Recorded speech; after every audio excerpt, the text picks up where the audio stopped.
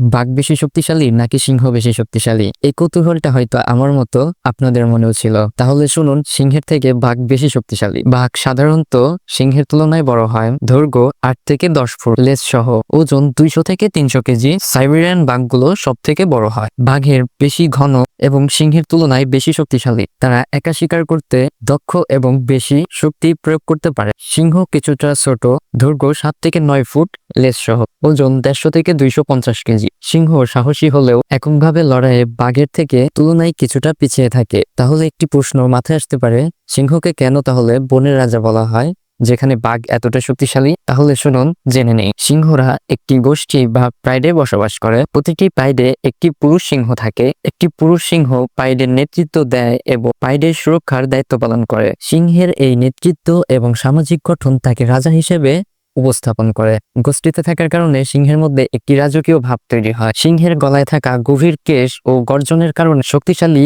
এবং রাজকীয় মনে হয়। বাঘ শক্তিশালী হলেও সাধারণ জীবনধারার সাথে সিংহের নেতৃত্বের গুণাবলী, সামাজিক গঠন এবং সাংস্কৃতিক গুরুত্ব তাকে বনের রাজা হিসেবে প্রতিষ্ঠিত করেছে।